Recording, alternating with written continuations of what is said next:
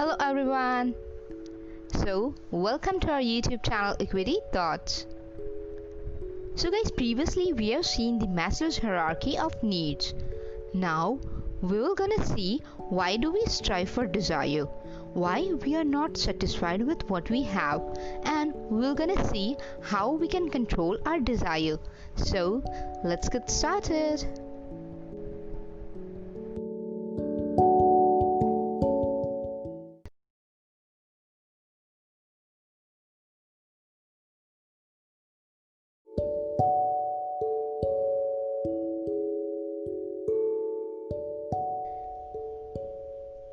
So guys, before entering into the steps, I would like to mention few points here. First of all, you need to separate your desire from your needs and realize that only your needs are required to be fulfilled.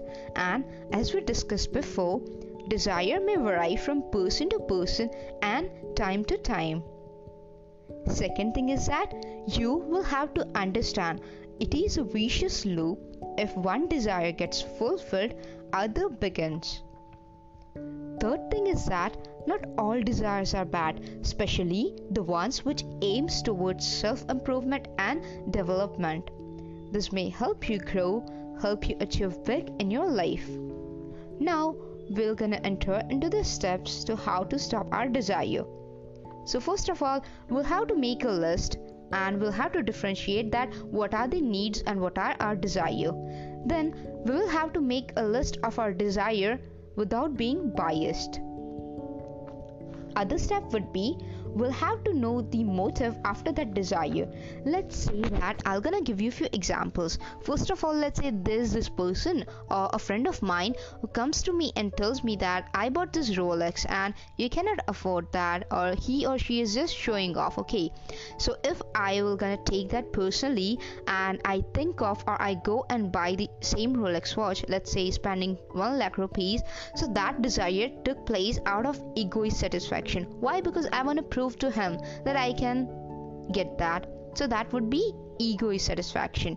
Second thing is that let's say that I'm having cravings for pizza, even though I know that I'm on diet, I have to maintain my weight, just because I want to satisfy myself, the desire took place out of self-satisfaction. And if I'm gonna work upon that, so that would be merely for satisfying myself.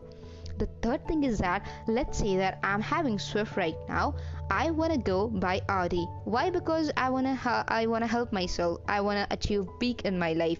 So that desire will help me towards my success. So you will have to know the motive, that if that is the desire of yours, is it because you want to prove someone? Is it because you just want temporary pleasure or satisfaction?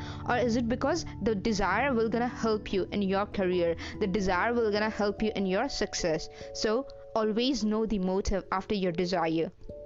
The third thing is that if you know the desire won't gonna help you, then you can think of replacing the same desire with something else.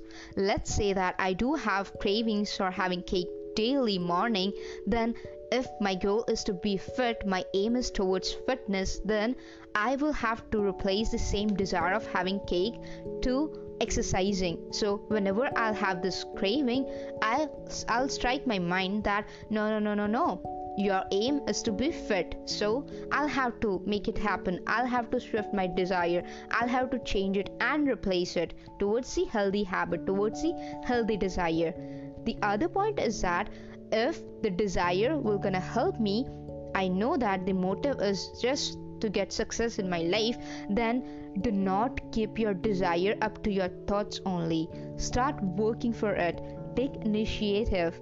Let's say that I want to open my own restaurant. So what I'm gonna do is what I should do is read the newspaper, collect the information on the same topic, meet the people who already owns the restaurant, and make it happen eventually. So then to overcome your desire requires self-awareness. So before working for your desire, know why you desire for that same thing. What will you achieve, whether pleasure for a moment or success in your life? Make your desire along with your goal. So you will have to tie your desire with your goal, as I've explained before.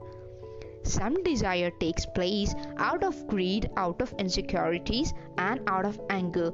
Let's say that I am in greed of achieving this, or I am in greed of like having things in my life. So I'll have to know whether the desire take place just for my success, or the desire took place just because of the greed or insecurities of mine. So I'll have to differentiate that.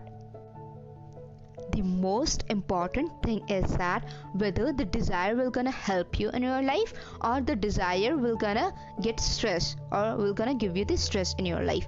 Always think about the consequences. Let's say that you will have to think what I'll gonna achieve after fulfilling that desire. So you will gonna save the extra amount of time you're gonna spend working after that desire. If I'm gonna know the consequences, let's say that my desire is to get successful, my desire is to get my own library, so that will gonna help me in my life. So if I'm aware about the consequences, that the consequences is on positive side, then I will gonna work hard for that. Let's say that my desire is to like smoke for a while. Why? Because it is giving me temporary pleasure.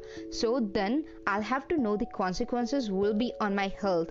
My health will get affected by that. So always know the consequences before starting working after your desire.